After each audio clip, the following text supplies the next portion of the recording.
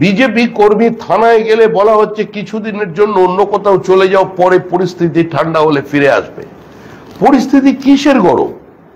একটা বুথে BJP lead পেয়েছে, সেই বুথে সেখানে তাদের আক্রমণ করা হবে। একটা ওয়ার্ডে বিজেপি লিড পেয়েছে, তৃণমূল কংগ্রেসের প্রতিষ্ঠিত কাউন্সিলর হেরে গিয়েছে, তিনি তার বীরত্ব, তার আধিপত্য প্রতিষ্ঠার জন্য সেখানে গিয়ে বাড়ি ভাঙচুর করবেন, কর্মীদের মারধর করবেন। এটা কোন রাজনীতি চলেছে?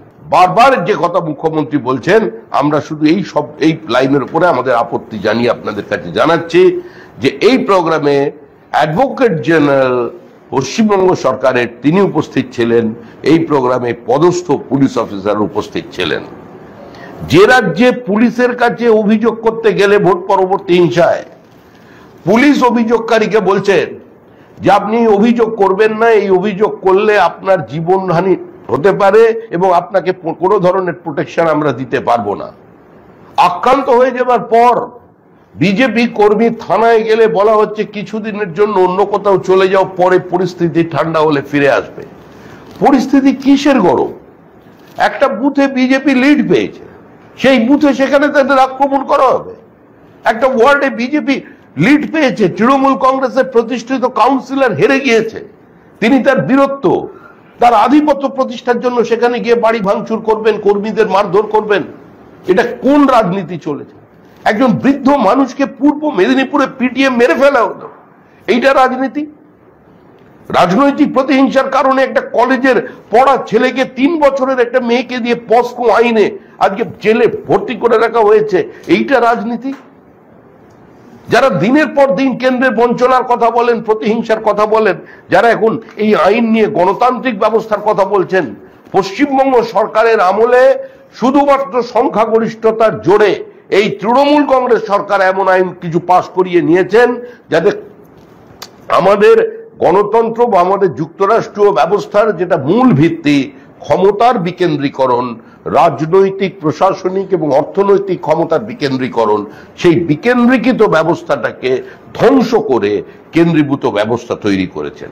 সে শিক্ষাক্ষেত্রেই হোক আর সে পঞ্চায়েত পরিচালনা ক্ষেত্রেই হোক, তৃণমূল কংগ্রেসের রাজনীতি ক্ষমতার কেন্দ্রীকরণের রাজনীতি, ক্ষমতাকে কুক্ষিগত করে রাখার রাজনীতি, একদলীয় একচেটিয়া একাধিপত্য প্রতিষ্ঠা করার রাজনীতি। আমাদের লড়াইয়ের বিরুদ্ধে তৃণমূল কংগ্রেসের বিবৃতি শুনে মনে হচ্ছে বিজেপি শেষ হয়ে গেছে। 27 দিনে 56 জন বিজেপি কর্মীকে খুন করে, এত গণধর্ষণের পর, বাড়ি ছাড়া করে দেওয়ার পর, রাজ্য ছাড়া করার পর, জেসিপি মেশিন দিয়ে বাড়ি ভেঙে দেওয়ার পর, মাথা কামিয়ে, নাক খত দিয়ে, থুতু ফেলিয়ে, চাটিয়ে, মোবাইল ফোন ভেঙে দেওয়ার পর, একটার পর একটা ভেড়িতে বিষ মিশিয়ে সর্বশান্ত করে দেওয়ার পরেও বিজেপি কর্মীরা নির্বাচনে প্রতিদ্বন্দ্বিতা করেছে।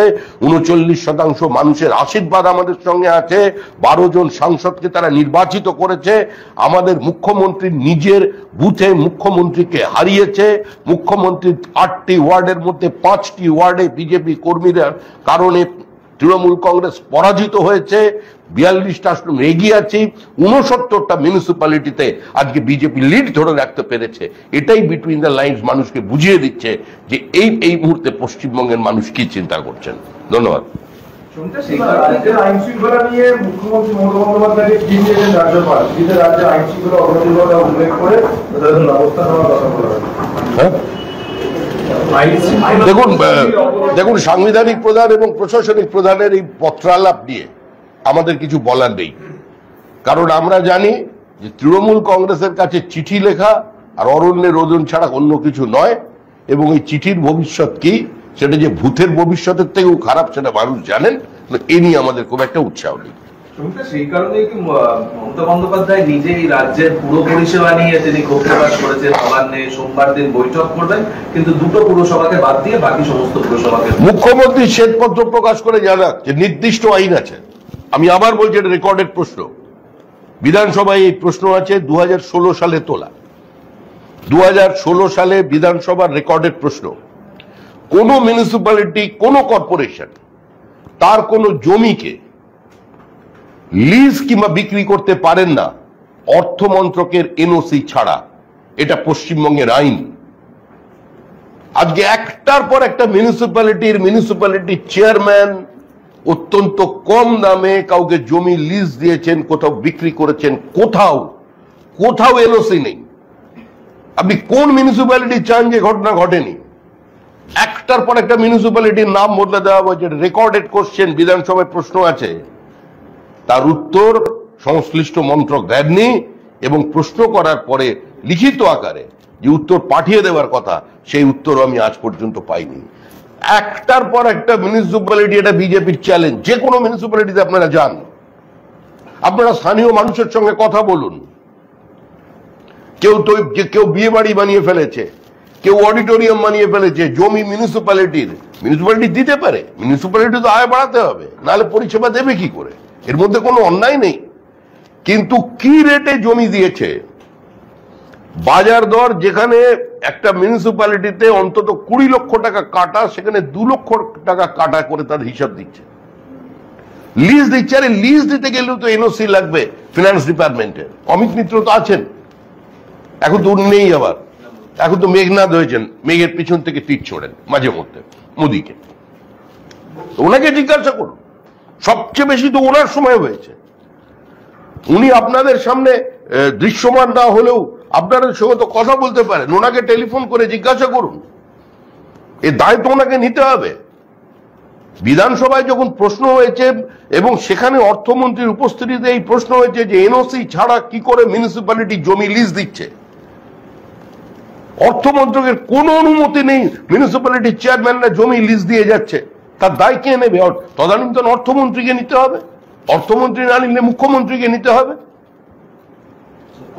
রাজ্যের বেশ কয়েকজন আইএস এবং আইপিএস দের নিয়ে জবরদখলের বিষয়ে কমিটি তৈরি করে দিয়েছেন, যারা কিছুক্ষণ বাদে বৈঠকে বসবেন। বিনীত গোয়েল, মনোজ ভার্মা, মনোজ পাল, প্রভাত মিশ্রদের নিয়ে কমিটি তৈরি করে দিয়েছেন এই জমি জবরদখলের বিষয়ে দেখার জন্য।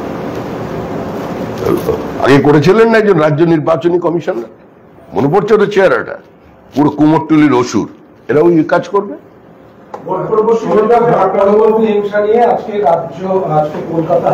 কোন প্রশাসনের কোন আধিকারিকের ক্ষমতা নেই, কোন পুলিশের ক্ষমতা নেই তৃণমূলের এই দখলদারিকে বন্ধ করা। তৃণমূলের একজন বিধায়ক মিউনিসিপ্যালিটির নেতা কিছুদিনের জন্য আমাদের দলেও বেড়াতে এসেছিলেন। তিনি বিধানসভার মধ্যে দাঁড়িয়ে বলেছিলেন যদি সিন্ডিকেট উঠে যায় তাহলে সরকারটাই উঠে যাবে। এখন আবার তিনি ফিরে গেছেন, কিন্তু আমি তার কথার পুনরাবৃত্তি করছি না।